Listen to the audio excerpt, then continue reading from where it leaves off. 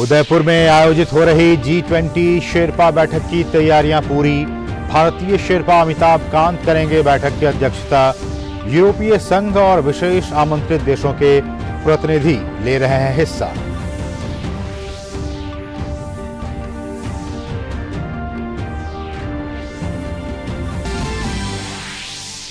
दिल्ली नगर निगम के 250 वार्ड के लिए मतदान जारी। दोपहर 2 बजे तक 30% मतदान किया गया दर्ज। 1349 उम्मीदवारों की चुनावी किस्मत का हो रहा है फैसला। बुधवार को होगी मतगणना। गुजरात में दूसरे चरण की 93 सीटों पर कल होगा मतदान। 61 राजनीतिक दलों के 833 उम्मीदवार चुनावी मैदान में। नतीजे 8 दिसंबर को होंगे घोषित।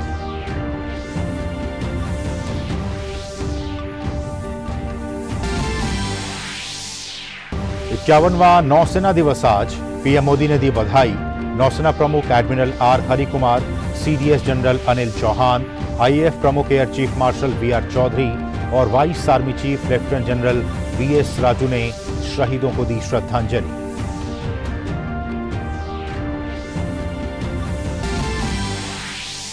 पहले वनडे मैच में भारतीय बल्लेबाजों का निराशाजनक प्रदर्शन। बांग्लादेश को जीत के लिए दिया मात्र 187 रनों का लक्ष्य। केएल राहुल को छोड़ सभी बल्लेबाजों ने किया खराब प्रदर्शन। शकीबुल हसन ने झटके 5 विकेट।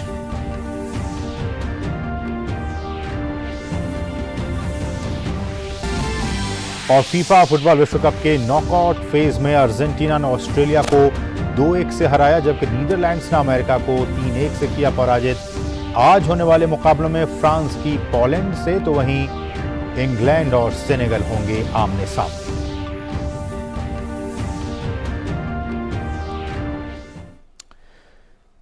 नमस्कार, डीडी न्यूज में आप सभी दर्शकों का बहुत बहुत स्वागत है। मैं हूं असीम मिश्रा। शुरुआत G20 से जुड़ी खबरों के साथ। भारत की अध्यक्षता में पहली G20 शेरपा बैठक राजस्थान के उदयपुर में आयोजित हो रही है। बैठक की अध्यक्षता भारतीय शेरपा अमिताभ कांत करेंगे।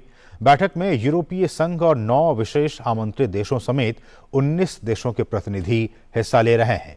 G20 शेरपा बैठक उदयपुर को अंतर्राष्ट्रीय पर्यटन स्थल के रूप में प्रचारित करने में सहायक होगी। भारत ने इस महीने की 1 तारीख को G20 समूह की अध्यक्षता संभाली थी।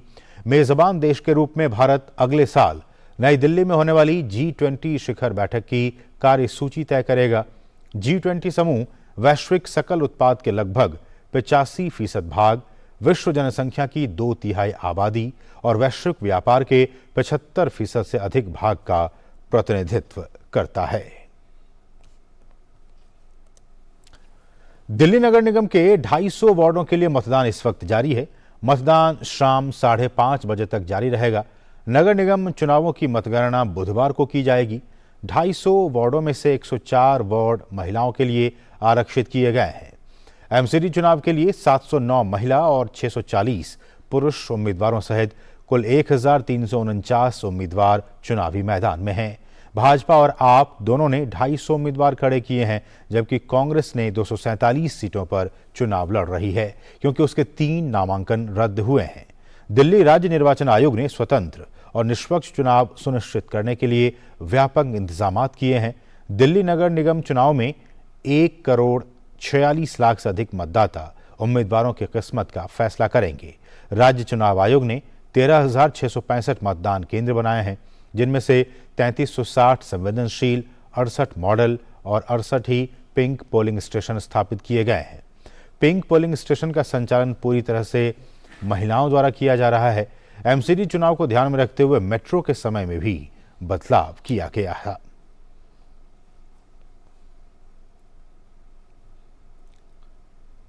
और दिल्ली में हो रहे नगर निगम चुनाव के लिए मतदान जारी है। दोपहर 2 बजे तक दिल्ली में 30% मतदान दर्ज किया गया। लोग मतदान स्थलों पर जाकर अपने लोकतांत्रिक अधिकार का इस्तेमाल कर रहे हैं।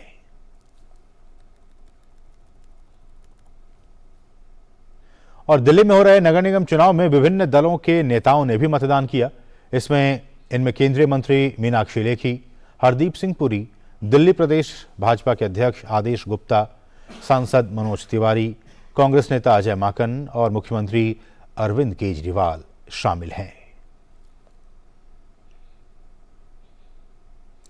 और दिल्ली नगर निगम के 250 वार्डों के लिए मतदान जारी है। निष्पक्ष चुनाव सुनिश्चित करने के लिए 40,000 दिल्ली पुलिसकर्मी, 20,000 होमगार्ड, अर्धसैनिक और राज्य सशस्त्र पुलिस बलों की 108 कंपनियों को तैनात किया गया है। दिल्ली पुलिस निगरानी के लिए ड्रोन का इस्तेमाल कर रही है। ये तस्वीरें जो आप देख रहे हैं वो उत्तरी दिल्ली पुलिस स्टेशन कोतवाली और सब्जी मंडी की हैं।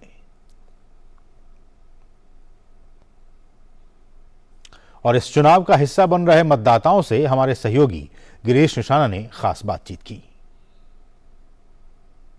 चुनाव के लिए 250 वार्डों के लिए सुबह 8 बजे से मतदान आरंभ हो चुका है। कई मतदाता ऐसे हैं जो पहली बार वोट करके आए हैं। कैसा लग रहा है वोट डाल के आए हैं? बहुत अच्छा लग रहा है। ये मेरा फर्स्ट वोट है। मेरा पहला वोट था आज, so I was little bit excited about it and it was good, so I just came early. आज पहली बार मैंने वोट दिया, फर्स्ट टाइम वोटर बनाऊं और लोकतंत्र के सबसे बड़े त्यौहार में हिस्सा लेकर बहुत अच्छा लग रहा है और मुझे खुशी है कि मेरे एक वोट किसी को हराने या फिर जिताने में सक्षम होगा। हमारा मताधिकार हमारा दायित्व है, हमारा अधिकार है। सबसे पहले उठते ही हम वोट देने के लिए आए हैं। अब घर जाके बाद में नाश्ता चाय करेंगे। साफ स्वच्छ छवि के लिए, अपने क्षेत्र को चमकाने के लिए हमने एक कैंडिडेट को वोट किया है। हम लोगों को तो बहुत खुशी होती है जिस दिन वोट होता है। हम सोचते हैं सबसे पहले जाके हम लोग वोट दे के आएँ और अपना वोट का एक बस इंतजार रहता है कि कब वोटिंग डे आए और हम वोट डालें। हमारे क्षेत्र में विकास हो, इसलिए हम वोट डाले हैं। जो अच्छा काम करेगा उसे वोट देंगे, दिया है हमने, जो हमारे लिए बेहतर है। उम्मीदवार खड़े हुए हैं, उनको चुनने के लिए आए हुए हैं और कहते जो अपना जो हक है, जो अपना कहते जो है वोटर का हक है, वो अदा करने के लिए यहाँ पर मतलब मैं आया था। दिल्ली नगर निगम का चुनाव है जो कि बिल्कुल ही स्थानीय चुनाव होता है। तो जो हमारे स्थानीय मुद्दे हैं, गली मोहल्ले के मुद्दे हैं, साफ सफाई है, स्ट्रीट लाइट है, पार्किंग की व्यवस्था है, उन मुद्दों को लेकर के हमने वोट किया है। गलियों में साफ सफाई रहे, जिस कैंडिडेट को हम बुलाएं वो हमारी समस्याओं को सुने, इसी मुद्दों को लेकर हमने अपना वोटिंग किया है। झूठ कौन बोलता है ज़्यादा, हम तो ये कहेंगे उसी पे वोट करें। हम उसी पार्टी को वोट करके आए हैं जो हमारा काम करे बस। दिल्ली नगर निगम चुनाव में मतदान को लेकर दिल्ली के वोटर काफी उत्साहित नजर आ रहे हैं। कैमरामैन आरके के साथ गिरीश निशाना, डीडी न्यूज, दिल्ली। और एमसीडी चुनाव में दिल्ली के मतदाता अपने मताधिकार का बखूबी प्रयोग कर रहे हैं। एमसीडी के तहत दिल्ली के शहरी इलाकों का एक बड़ा हिस्सा है।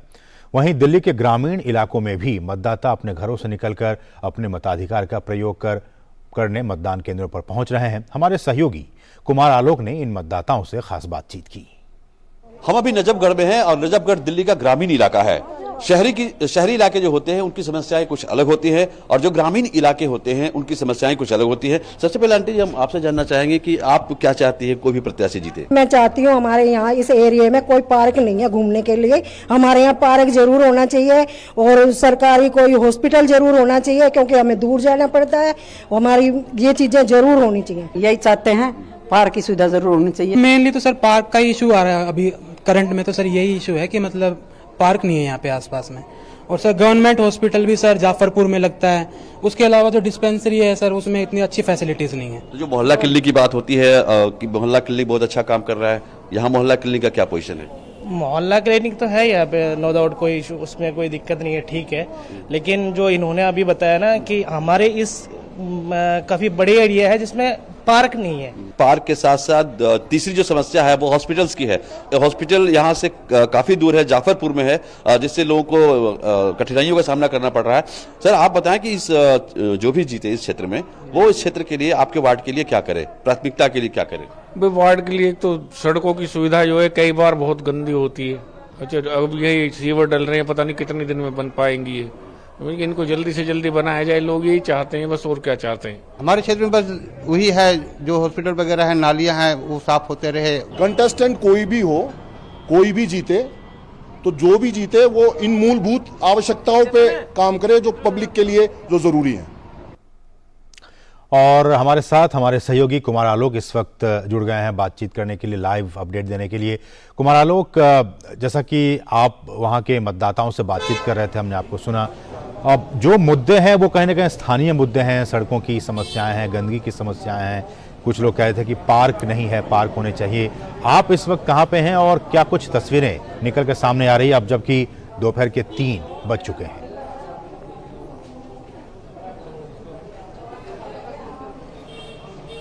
देखिए, हम अभी नजफगढ़ में हैं। नजफगढ़ जो है आपका दिल्ली का ग्रामीण इलाका है और यहाँ बड़े पैमाने पर लोग खेती करते हैं और खेती में भी जो गोभी है, गोभी के लिए प्रसिद्ध है पूरे ये नजफगढ़ का इलाका। हालांकि गेहूं का उत्पादन भी यहाँ होता है। तो हमने किसानों से जब बात की तो उनका सीधे सीधे कहना था कि यहाँ जो एक तो कीटनाशक जो कीड़े हैं वो उनकी फसल को चट कर जाते हैं, गेहूं की फसल में दीमक लग जाती है। तो हमने पूछा कि इसके निराकरण के लिए राज्य सरकार को आपने लिखा, राज्य सरकार को अपनी एप्लीकेशन दिया, तो यह एप्लीकेशन हमने काफी दिया लेकिन उस एप्लीकेशन का कोई प्रभाव नहीं पड़ा। और दूसरी बात जो हम सबसे बड़ी बात राज्य सरकार का दावा यह है कि जो शीला दीक्षित के राज में जो पानी माफिया का जो एक घेरा था उस घेरे को तोड़ने की बात कही थी वर्तमान जो सरकार आम आदमी पार्टी की सरकार है। लेकिन हमने काफी लोगों से बात की तो उनका साफ कहना था कि पीने की पानी की काफी समस्या है, खासकर गर्मी के दिनों में तो बहुत ज्यादा किल्लत हो जाती है पानी की और रोज पानी न आने के बजाय 2-3 दिन के बाद पीने का पानी आता है। तो उनके इस दावे पर भी यहाँ पर प्रशासन लगता है। अब हम मोहल्ला क्लिनिक की बात करें, हम आपसे जानना चाहें कि मोहल्ला क्लिनिक की आपके वार्ड में क्या स्थिति है? मोहल्ला क्लिनिक अक्सर तो वैसे तो बंद ही रहता है और बाकी दवाइयाँ वहाँ पे मिलती नहीं है। जो दवाइयाँ मिलती हैं वो एक्सपायरी दवाइयाँ मिलती हैं। इसके अलावा आप क्या चाहते हैं कि आपके वार्ड में और क्या नहीं है जो और होना चाहिए? हमारे वार्ड में, दिचाऊ वार्ड में, कॉलोनियों में काफी रोड नहीं बने हुए हैं, रोड टूटे हुए हैं और जो सीवर डले थे उसके बाद रोड दोबारा बने नहीं है। विधायक जी साहब ने बात किया, आम आदमी पार्टी के विधायक हैं। विधायक जी को हमने बुलाया भी था, RWA का मैं प्रधान भी हूँ और उन्होंने वादा करके गए थे कि हम आपको क्या नाम है रोड और ये नाली बना के देंगे, पर अब तक नहीं बनी है हमारे यहाँ।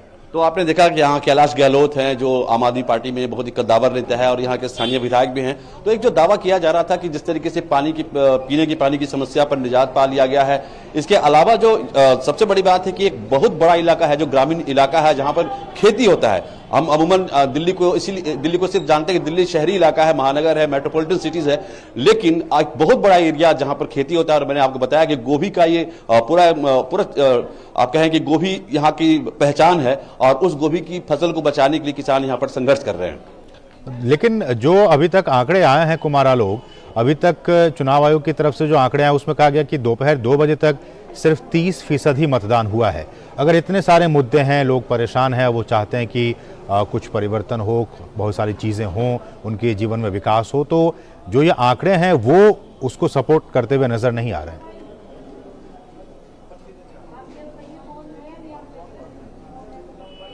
बिल्कुल सही कहा आपने, लेकिन अगर सवेरे की हम बात करें, जब मतदान शुरू हुआ था तो जो मतदान का प्रतिशत था वो काफी कम था, बहुत कम लोग घर से निकल रहे थे। लेकिन जैसे जैसे दिन चढ़ा दोपहर के बाद, और खासकर मैंने महिलाओं को देखा कि महिलाएं बड़ी संख्या में घरों से निकली और उनका भी अपना रोज का रूटीन होता है और उस रूटीन को पूरा करने के बाद यहाँ बड़ी संख्या में निकले हैं। अगर हम नजफगढ़ की बात करें तो इन सारे जो बूथ्स हैं यहाँ पर हमने जो बात की है तो 45% से एवं मतदान यहाँ पर हो चुका है। तो ग्रामीण जो इलाके हैं यहाँ पर मैं देख रहा हूँ कि यहाँ पर भारी उत्साह है। शहरी इलाकों के मुकाबले मैं समझता हूँ कि अभी तक ग्रामीण इलाकों में मतदाता बहुत ही जबरदस्त उत्साह के साथ यहाँ निकले हैं। और जैसे जैसे आपने 2 बजे का आंकड़ा बताया, मैं समझता हूँ कि अगर 5 बजे का या 6 बजे के बाद जो लास्ट आंकड़ा आएगा ये मतदान का प्रतिशत पिछली बार के मतदान के प्रतिशत को भी पार कर जाएगा, ऐसी उम्मीद है। चलिए, बहुत बहुत शुक्रिया कुमारा लोग, इन तमाम ताज़ा अपडेट्स को दिल्ली के नजफगढ़ से हम तक पहुंचाने के लिए आपका बहुत बहुत शुक्रिया। बढ़ेंगे दूसरी अहम खबरों की तरफ। ये तो हुई दिल्ली की बात, लेकिन दिल्ली के बाद गुजरात चुनाव में क्या कुछ स्थिति है उस पर बात करते हैं। गुजरात विधानसभा चुनाव के दूसरे चरण के लिए कल मतदान होना है। इस चरण में उत्तर और मध्य गुजरात के 14 जिलों की 93 सीटों पर वोट डाले जाएंगे। इसके लिए 833 उम्मीदवार चुनावी मैदान में हैं, जिनमें 69 महिलाएं भी हैं। इनमें से 13 सीटें अनुसूचित जनजाति के लिए रिजर्व हैं और 6 सीटें अनुसूचित जाति के लिए रिजर्व हैं। इस चरण में कुल मतदाता 2,51,58,730 हैं, जिनमें से पुरुष मतदाता 1,29,26,501 हैं। वहीं महिला मतदाता 1,22,31,335 हैं और अन्य मतदाता 894 हैं। मतदान के लिए 26,409 मतदान केंद्र बनाए गए हैं। मतदान कर्मचारियों की संख्या 1,13,325 है। इस चरण में अहमदाबाद, वडोदरा, महसाना, गांधीनगर और पाटन जैसे प्रमुख जिलों में मतदान होना है। इस चरण में मुख्यमंत्री भूपेंद्र पटेल, राज्य के 7 मंत्रियों और भाजपा के हार्दिक पटेल और अल्पेश ठाकुर जैसे नेताओं के किस्मत का फैसला होगा। इनके अलावा कांग्रेस के सुखराम राठवा और जिग्नेश मेवाणी और आम आदमी पार्टी के भरत सिंह वाखला और भेमा भाई चौधरी भी अपनी किस्मत आजमा रहे हैं। और गुजरात में दूसरे चरण के मतदान के लिए उत्तर गुजरात के बनासकांठा में तैयारियां पूरी कर ली गई हैं। निष्पक्ष और स्वतंत्र मतदान के लिए कई कदम उठाए गए हैं। साथ ही मतदान फीसद बढ़ाने के लिए भी नई शुरुआत की गई है। बनासकांठा के जिला कलेक्टर आनंद पटेल से बात की हमारी सहयोगी रमा त्यागी ने। पालनपुर में डिस्ट्रिक्ट कलेक्टर इस वक्त हमारे साथ मौजूद हैं, उनसे जानते हैं क्या कुछ तैयारियां हैं पारदर्शी चुनाव को लेकर। सबसे पहले आपसे यही जानना चाहेंगे कि किस तरह की प्रिपरेशंस की गई हैं जिससे कि मतदान ज़्यादा बढ़े और चुनाव प्रक्रिया पारदर्शी रहे। बनासकांठा जिले में 9 विधानसभा क्षेत्र है। सारी तैयारियां चुनाव तंत्र की ओर से संपूर्ण कर ली गई है। बनासकांठा जिले में 2613 जितने बूथ हैं, करीबन 20,000 से ज़्यादा हमारे पोलिंग पर्सोनल और पुलिस पर्सोनल इस संपूर्ण प्रक्रिया को पारदर्शी स्वरूप से और शांतिपूर्ण तरीके से इसको पूर्ण किया जाए, इसके लिए कार्यरत है। विशेष रूप से हम बताएं तो 63 जैसे पोलिंग बूथ ऐसे हैं जो सिर्फ और सिर्फ महिलाओं द्वारा संचालित रहेंगे। वहाँ का पूरा जो स्टाफ है वो महिलाएं रहेंगी। और ऐसे ही 9 बूथ हैं जो दिव्यांग जन के द्वारा संचालित रहेंगे, यानी कि सारे जो हमारे प्रिसाइडिंग ऑफिसर, पोलिंग ऑफिसर, वो दिव्यांग जन वहाँ पे रहेंगे। इस बार एक नया इनिशिएटिव यहाँ पर इनविटेशन कार्ड, निमंत्रण पत्र भी दिए गए। ये भी तो लोकशाही का एक सबसे बड़ा पर्व है, इसीलिए हम लोगों ने निमंत्रण घर घर जाके दिया हुआ है। जैसे शादी का इनविटेशन होता है, ऐसे इनवाइट हम लोगों ने किया है। शपथ भी दिलाई गई है और स्कूली बच्चों को भी थोड़ा सा तैयार किया गया है कि वो अपने घर में जो मतदाता हैं उनको कहें कि वो जाकर मतदान के इस पर्व में हिस्सा लें। किस तरह से ये पूरी प्रक्रिया रही, इसके पीछे क्या सोच रही है? क्योंकि जो हमारे बच्चे हैं वो बच्चे कल के भविष्य हैं हमारा, वो कल के मतदाता भी है, वो भी एक तो सम्मिलित हो और साथ में बच्चे अपने माँ बाप को जागरूक कर सके, इसलिए 7.5 लाख से ज़्यादा संकल्प पत्र बच्चों को दिया गया था, जो बच्चों ने घर जाके अपने माता पिता से उस संकल्प पत्र को साइन करवाया है। रजिस्ट्रेशन कराया था पोस्टल बैलेट के लिए जो दिव्यांगजन थे या जो ज़्यादा उम्र के लोग थे और बूथ्स पर नहीं आ पाते थे, उनके पोस्टल बैलेट कितने हो चुके? अभी तक 1491 ऐसे जो हमारे सीनियर सिटीजन थे और जो दिव्यांगजन थे जिन्होंने ऑप्ट किया था पोस्टल बैलेट के लिए, वो पोस्टल बैलेट हम लोगों ने रिसीव किए हैं। जो हमारे पोलिंग पार्टीज हैं, जो लोग हमारे पोल प्रक्रिया से जुड़े हुए हैं, उन सभी को भी हमने पोस्टल बैलेट इश्यू किया था। अभी तक ऑलमोस्ट 8,500 जितने पोस्टल बैलेट हम लोगों को अभी तक मिल चुके हैं। शुक्रिया हमसे बात करने के लिए। तो बनासकांठा के जिला कलेक्टर जिन्होंने बताया कि किस तरह से नए कदम उठाए गए हैं। लक्ष्य यह है कि ज़्यादा से ज़्यादा मतदाता यहाँ पर मतदान के लिए आएँ और लोकतंत्र के इस उत्सव में भाग लें। कैमरामैन सैंथिल और सहयोगी विनोद कुमार ओझा के साथ रमा त्यागी, डीडी न्यूज़, बनासकांठा। और वहीं गुजरात में दूसरे चरण के चुनाव के लिए चुनाव आयोग ने पूरी तैयारी कर ली है। 5 दिसंबर को होने वाले मतदान के लिए पोलिंग टीम्स को भी प्रशिक्षण के साथ दिशा निर्देश दे दिए गए हैं। बनासकांठा के जगाना के एक ऐसे ही ईवीएम डिस्ट्रीब्यूशन सेंटर का जायजा लिया हमारी सहयोगी रमा त्यागी ने। गुजरात में दूसरे चरण के चुनाव के लिए पूरी तरह से तैयारियां कर ली गई हैं चुनाव आयोग के द्वारा। इस वक्त हम बनासकांठा के पालनपुर के एक ईवीएम डिस्ट्रीब्यूशन सेंटर पे हैं। आप देख सकते हैं कि जो पोलिंग पार्टियां हैं वो रवाना हो रही हैं। ईवीएम उन्हें दे दिया गया है और इससे संबंधित जो आवश्यक ट्रेनिंग है वो भी इन्हें दी गई है। तमाम तरह की यहाँ पर व्यवस्थाएं की गई हैं जिससे कि हर पोलिंग बूथ पर स्वतंत्र और निष्पक्ष चुनाव सुनिश्चित कराया जा सके। अगर इस चुनाव की बात करें तो 61 दलों के 833 प्रत्याशी चुनाव मैदान में हैं। 2,51,00,000 से ज्यादा इस चरण के मतदाता उनका भाग्य तय करेंगे इन ईवीएम मशीनों के द्वारा। हम बात करते हैं यहाँ पर जो पोलिंग पार्टीज हैं जो लोगों को चुनाव सुनिश्चित कराएंगी, उनसे बात कर लेते हैं और उनसे जाते हैं किस तरह की तैयारी है, किस तरह की ट्रेनिंग उन्होंने की है। ईवीएम से संबंधित तमाम तरह की जो दिशा निर्देश हैं, गाइडलाइंस है, वो आपको दिए गए हैं। हाँ, सब किस तरह की तैयारी है, कैसे हमको क्या काम करना है ये बताया गया है। ट्रेनिंग में ये भी बताया कि पूरे प्रिसाइडिंग से लेकर पूरी टीम को क्या काम करना है। चुनने की मीटिंग है, उसमें सब निर्देश हमें दिए गए हैं और हमें ये भी समझाया कि पूरी अपनी ईमानदारी से काम करना चाहिए। तो आप देख सकते हैं कि इनको कई बार ट्रेनिंग दी गई है और किस तरह से मतदाताओं को एक सुविधा मुहैया कराना है, किस तरह से उन्हें भी बताना है अगर उन्हें कोई दिक्कत होती है, ये भी इन्हें बताया गया है। और पूरी ईमानदारी के साथ इनका कहना है कि ये तैयार हैं मतदान सुनिश्चित कराने के लिए। कौन से दल के हाथ जीत आती है ये देखना बेहद रोचक होगा, लेकिन उससे ज़्यादा महत्वपूर्ण होगा कि ज़्यादा से ज़्यादा मतदाता मतदान केंद्रों पर आएं और अपने मताधिकार का प्रयोग करें। इसके लिए चुनाव आयोग ने कई नई पहल की हैं, कई तरह के मॉडल पोलिंग बूथ बनाए हैं। इसके अलावा जो मतदाता हैं उनको निमंत्रण पत्र भी दिए हैं, उनको संकल्प पत्र से शपथ भी दिलाई गई है और अब इंतजार है मतदाताओं का जो 5 दिसंबर को ज़्यादा से ज़्यादा मतदान केंद्रों पर आकर अपने अधिकार और उसके साथ साथ अपने कर्तव्य का भी पालन करें। कैमरामैन सेंथिल और विनोद कुमार ओझा के साथ रामा त्यागी, डीडी न्यूज़, पालनपुर, बनासकांठा। और गुजरात में दूसरे चरण के लिए 93 सीटों पर होने वाले मतदान के लिए कल वोट डाले जाएंगे। मतदान की सभी तैयारियां पूरी हो चुकी हैं। मतदान कर्मी सभी जरूरी तैयारियों को अंतिम रूप देते हुए अपने अपने गंतव्य के लिए निकलना भी शुरू कर दिए हैं। आइए देखते हैं दूसरे चरण के लिए चुनाव आयोग की क्या कुछ तैयारियां हैं। 15वीं विधानसभा के लिए गुजरात में दूसरे और अंतिम चरण का मतदान सोमवार यानी कल होगा।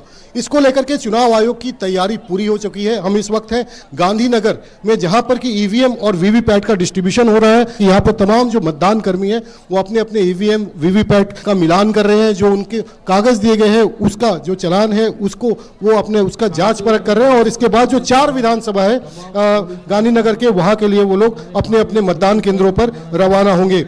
14 जिलों की 93 सीटें हैं जहां पर कि दूसरे चरण के तहत मतदान होना है और इसमें जो है सबसे जो ज़्यादा अगर हम बात करें इन 93 सीटों में, तो सबसे ज़्यादा जो है वो अहमदाबाद में 21 सीटें हैं जहां पर कि मतदान होगा। इसके बाद वडोदरा में 10 सीटें हैं जहां पर कि मतदान होगा। साथ ही साथ महसाना में 7 सीट है। इसके अलावा जो है आनंद में 7 सीट है। तो अगर हम इस चरण की बात करें तो जो ग्रामीण इलाके हैं, चाहे हम बात करें बनासकांठा की, साबरकांठा की, पाटन की बात करें, महिसागर की बात करें, वो सभी इलाके जो है उसमें यहाँ पर सेकंड चरण के अंदर जो है वो मतदान होना है। और इसके बाद जो है जो शहरी क्षेत्र है, वडोदरा है या फिर आप अहमदाबाद की बात करें या फिर आप श्वेत क्रांति के लिए मशहूर आनंद की बात करें, गांधीनगर की बात करें, इन इलाकों में भी मतदान होना है। पिछले चुनाव पर अगर नजर डालें तो इन 51 जो विधानसभा सीट है उसमें से 51 पर जो है बीजेपी ने जीत दर्ज की थी, जबकि 39 सीटों पर जो है वो कांग्रेस ने जीत दर्ज की थी। मतदान केंद्रों पर भी चुनाव आयोग की ओर से काफ़ी पुख्ता व्यवस्था की गई है। बुनियादी सुविधाओं के साथ साथ जो दिव्यांगजन है या फिर बुजुर्ग हैं उन लोगों के लिए खास व्यवस्था की गई है। रैंप, व्हील चेयर से लेकर के जो बुनियादी सुविधाएं, पीने के पानी से लेकर शौचालय, इन सभी चीज़ों की व्यवस्था की गई है। और साथ साथ जो मतदान कर्मी है वहाँ पर जो फर्स्ट टाइम वोटर्स होंगे उनको किस तरीके से मदद की जाए, उनको किस तरीके से उन्हें बताया जाए कि किस तरीके से मतदान करना है, उसके लिए भी वहां पर कैंप लगाया गया है। और चुनाव आयोग ने पहले चरण से के बाद इस दूसरे चरण के लिए भी जो मतदाताओं को चुनाव में भागीदारी के लिए काफी कुछ कदम उठाए हैं, जिसमें कि एक उन्होंने क्यूरियोसिटी वर्ड भी शुरू किया कि भूलना नहीं। हर जगह पे चौक चौराहों से लेकर के जितने भी सरकारी दफ्तर हैं, जहां भी हैं, ग्रामीण इलाकों हो या फिर शहरी इलाकों में, वहां पर उन्होंने ये कैप्शन दिया कि भूलना नहीं, मतदान का तारीख जो है उन्हें नहीं भूलना है, ताकि जो मतदान की प्रक्रिया हो वो पूर्ण रूप से हो सके और लोकतंत्र के इस पर्व में सभी मतदाता अपनी भागीदारी निभा सके। कैमरामैन शुभम शर्मा के साथ अभिषेक सिंह, डीडी न्यूज, गांधीनगर। राष्ट्रपति द्रौपदी मुर्मू आंध्र प्रदेश के दौरे पर हैं। विजयवाड़ा पहुंचने पर आंध्र प्रदेश के गवर्नर विश्वभूषण हरिचंदन, मुख्यमंत्री वाईएस जगनमोहन रेड्डी और पर्यटन मंत्री जी किशन रेड्डी ने राष्ट्रपति का स्वागत किया। इस दौरान राष्ट्रपति को गार्ड ऑफ ऑनर भी दिया गया। अपने सम्मान में आयोजित समारोह को संबोधित करते हुए उन्होंने युवाओं से स्वतंत्रता सेनानियों के बलिदानों के बारे में जानने की अपील की। हमारे देश के स्वाधीनता संग्राम ने आंध्र के लोगों ने बढ़ चढ़कर हिस्सा लिया था। इस वर्ष मोड़ियम बिरुड्डू अल्लूरी सीताराम राजू गारू की 125वीं जयंती भी मनाया जा रहा है।